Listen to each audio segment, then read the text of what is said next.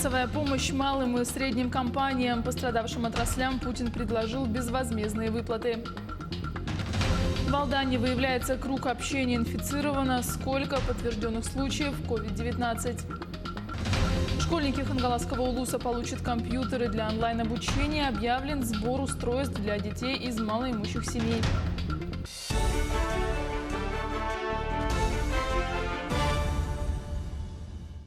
В эфире новости, в студии Юлия Великодная. Владимир Путин предложил дополнительно к уже принятым мерам поддержки предоставить малым и средним компаниям пострадавших отраслей прямую безвозмездную финансовую помощь со стороны государства. Объем поддержки для конкретной компании будет рассчитываться с учетом общей численности ее работников по состоянию на 1 апреля текущего года, исходя из суммы в 12 130 рублей на одного сотрудника в месяц, отметил Владимир Путин. Президент подчеркнул, что обращение за такой помощью должно быть простым и удобным, с возможностью дистанционной подачи заявки без очередей и спешки, и поручил правительству предусмотреть, чтобы такие заявки принимались уже с 1 мая в течение месяца. Предлагаю предоставить малым и средним компаниям пострадавших отраслей, подчеркну, дополнительно к уже принятым мерам поддержки, прямую безвозмездную финансовую помощь со стороны государства. Эти средства предприятия смогут направить на решение текущих, самых неотложных задач, в том числе на выплату зарплат, на сохранение уровня оплаты труда своих сотрудников в апреле и мае. Объем поддержки для конкретной компании будет рассчитываться с учетом общей численности ее работников по состоянию на 1 апреля текущего года, исходя из суммы в 12 130 рублей на одного сотрудника в месяц.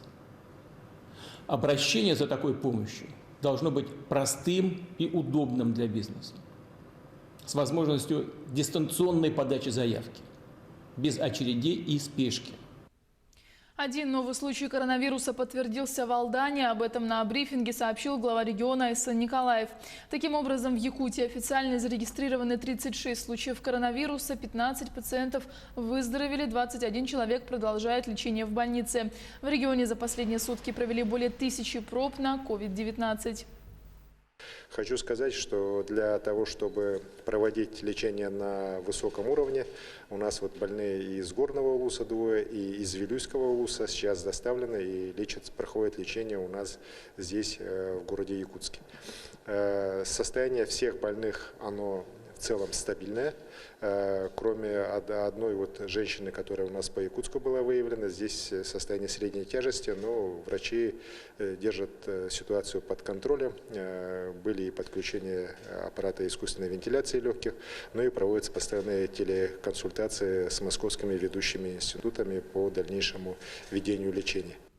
Что касается вахтового поселка Чаиндинского месторождения, то там, вероятнее всего, серьезный очаг заражения, так как информация о возможном инфицировании не была своевременно передана в оперативный штаб. Значительную часть работников с подозрением на COVID-19 увезли в Ноябрьск, где они сдали анализы и ждут результатов. Ну и сегодня в больнице города Ленска находится 3 больных с коронавирусной инфекцией именно с Чаиндинского нефтегазоконденсатного месторождения. По еще 3, которые были доставлены туда позже, пока анализы отрицательные. Поэтому эта работа будет продолжаться. Сегодня в течение суток ряд решений мы должны будем на оперативном штабе республиканском по согласованию уже с руководством «Газпрома» уже принимать, в том числе ряд ограничительных мер. Вот сейчас уже, в принципе, въезды-выезды в поселке Вахтовые уже закрыты, но вместе с тем мы понимаем, что для дальнейшего проведения анализов, для дальнейшего лечения больных, конечно, надо же принимать еще дополнительные меры. Сейчас на прямой связи со студией Алдан передаю слово коллеге Руслану Павлову. Руслан, скажи, сколько у вас подтверждено диагнозов коронавирус? Здравствуйте, Юлия. Итак, в Алдане 10 человек с подтвержденным диагнозом коронавирус. Последний случай – это человек из первого посева, поэтому эпидемиологам еще предстоит выявить круг его общения. Несмотря на прогрессивную шкалу, все службы работают по всем фронтам, об этом сказал и глава района Северин Поздняков. У нас на сегодняшний день работает в Алдане уже один обсерватор. Один обсерватор у нас в Куранахе. В Куранах у нас на сегодняшний день люди уже выписались оттуда, а вот в Алдане у нас мы отрабатываем по кругу контактов, и в обсерваторе у нас уже 80 человек. У всех из них берутся анализы, решаются вопросы по оперативной доставке анализов на якутскую лабораторию для того, чтобы очень быстро выявить всех людей, которые подверглись заражению. Более того, мы планируем уже, наверное, сегодня-завтра уже открывать лабораторию в городе Алдане, но она, опять же, будет обслуживать только по показаниям нашу больницу, Роспотребнадзор. Помощь больших компаний, конечно, это очень приятно, очень хорошо, но и на такую большую проблему откликнулись наши друзья. У нас побратимы Мегино-Кангаласский район, который направил нам многоразовые маски, которые нашими волонтерами будут распространяться по людям, которые нуждаются. Между тем, глава города Александр Бугайс акцентировал внимание на тех людях, которые пользуются на транспорте пропусками не по назначению. Вот что сказал мэр. Мы выдержали целый натиск на сегодняшний день и производства, и малого бизнеса по выделению пропусков на автомобили. Сегодня в течение 3 дней как выдавали и выявляли причины. Пропуска используют по нецелевому назначению, лишь бы была машина для передвижения, под любым предлогом требуют. Полиция выявила несколько случаев передвижения транспорта по городу по поддельным пропускам. Пока стражи правопорядка делают только предупреждения и не ставят транспорт на штрафплощадку, но меры ужесточаются, и к таким нарушителям будут применяться меры административного взыскания. С пешеходами ситуация немножко сложнее. То есть все-таки люди имеются, которые бесцельно шатаются по городу, находятся в алкогольном опьянении и так далее и тому подобное, ходят друг к другу в гости. На данных граждан составляется административный протокол, материалы направляются в суд, санкция предусматривает штрафы от 1000 рублей до 30 тысяч рублей. Первые материалы рассмотрены. Выносится пока минимальный штраф в размере 1000 рублей. Что касается транспорта, выявлены несколько фактов движения транспортных средств с поддельными пропусками. Все машины, двигающиеся пропусками, однозначно останавливаются и сверяются, пропуск действительный, либо нет. При выявлении поддельного пропуска, пропуск изымается, на водителя также составляется административный протокол, который рассматривается в суде. Транспортные средства пока мы не эвакуируем на штрафную стоянку, пока предупреждаем, чтобы больше такого не повторялось. Оперативный штаб держит все под контролем, службы работают, а мы на пороге открытия лаборатории в городе Алдане по выявлению коронавирусной инфекции. Юлия. Спасибо, Руслан. И напомню, это был наш коллега Руслан Павлов. О состоянии пациентов республиканской больницы с диагнозом коронавирус расскажет заместитель главного врача Нургуяна Владимирова. 16 апреля 2020 года на стационарном лечении в ЯРКБ находится 6 пациентов с диагнозом коронавирусная инфекция. Состояние одной пациентки тяжелое, находится на ИВЛ. Лечебно-диагностические мероприятия проводятся в полном объеме.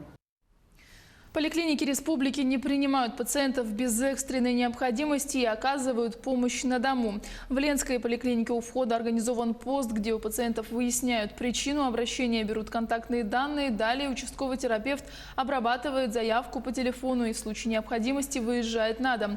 Также можно обратиться по телефону 8 924 366 0008, не приходя в поликлинику. То же самое касается выписки льготных лекарственных препаратов. Терапевт на дом выезжает и на максимальный срок выписывает эти препараты. Перевязка, процедуры, забор крови также мы осуществляем на дому.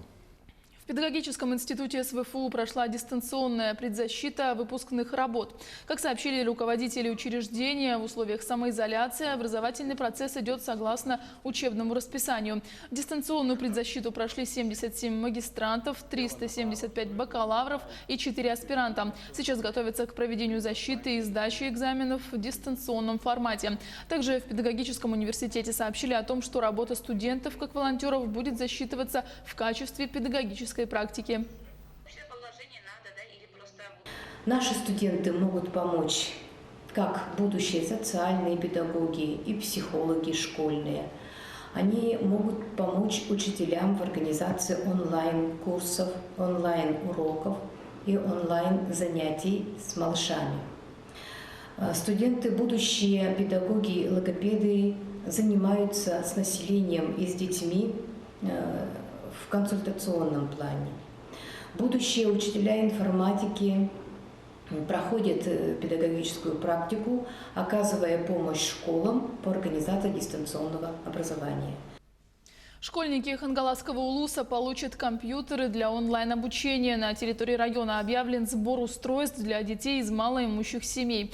В Хангаласском улусе почти 5000 школьников, из них имеют компьютеры или ноутбуки 2000, планшеты 320 и 500 детей не имеют технических возможностей для обучения дистанционно. Присоединиться к добровольческой деятельности может любой желающий. Техника не обязательно должна быть новой. Принимают устройства во всех школах. Первая откликнулась выпускница Покровской школы номер 1 81 года выпуска Ариадна Ефимова.